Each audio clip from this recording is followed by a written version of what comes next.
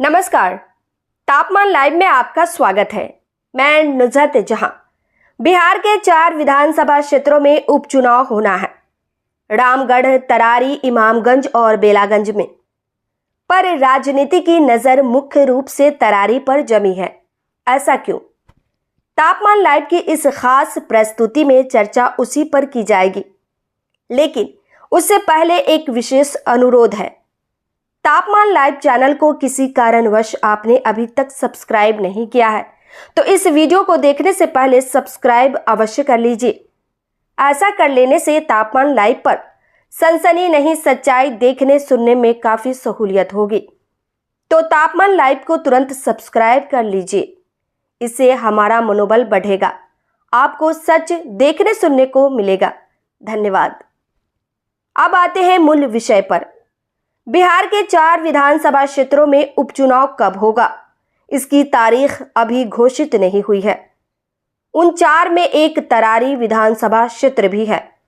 वहां के भाकपा माले विधायक सुदामा प्रसाद सांसद निर्वाचित हो गए हैं।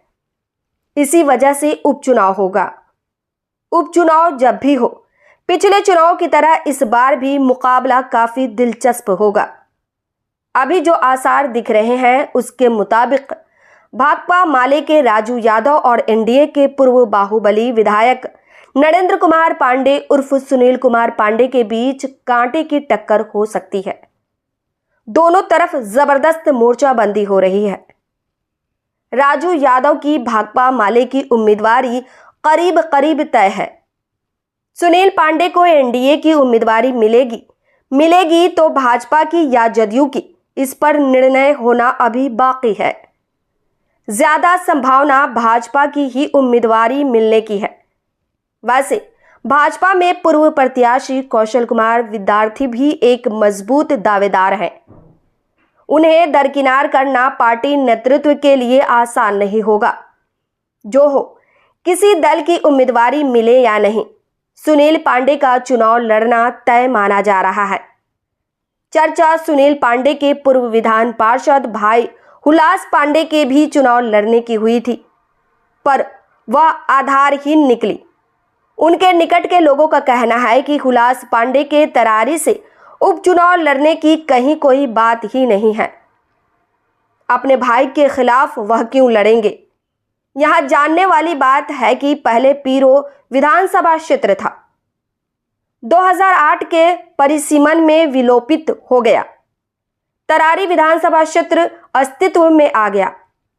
बाहुबली छवि के नरेंद्र कुमार पांडे उर्फ सुनील पांडे ने पहली बार 2000 के चुनाव में पीरो से जीत हासिल की थी, नीतीश कुमार की समता पार्टी के उम्मीदवार के तौर पर।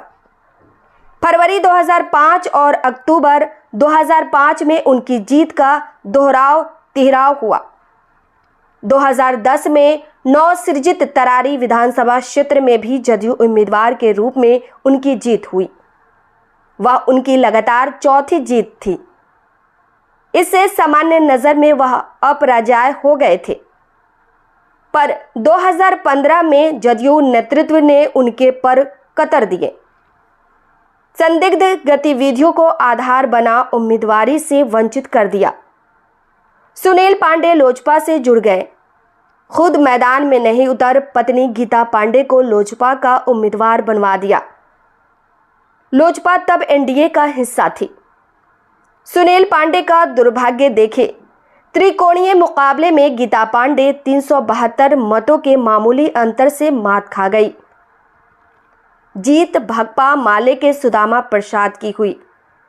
सुदामा प्रसाद को मिले 44,050 मतों के मुकाबले गीता पांडे को 43,778 मत ही मिल पाए। प्रदेश कांग्रेस के अध्यक्ष डॉक्टर अखिलेश प्रसाद सिंह भी चुनाव मैदान में थे। सामान्य समझ में 40,957 मत हासिल कर उन्होंने भाकपा माले की जीत का मार्ग प्रशस्त कर दिया। 2020 में भी बहुत कुछ ऐसा ही हुआ। तब के राजनीतिक हालात के मद्देनजर लोजपा ने नकार दिया। तब सुनील पांडे ने पत्नी गीता पांडे को दोबारा चुनाव नहीं लड़ा, खुद निर्दलीय मैदान में उतर गए। एनडीए में भाजपा की उम्मीदवारी कौशल कुमार विद्यार्थी को मिली थी। मुकाबले में वह कहीं टिक नहीं पाए।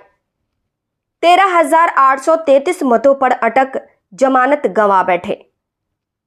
नरेंद्र कुमार पांडे उर्फ सुनील पांडे की भिड़ंत भाकपा माले के सुदामा प्रसाद से हुई। 11,015 मतों से वह पिछड़ गए। सुदामा प्रसाद को 73,945 और सुनील पांडे को 62,930 मत प्राप्त हुए।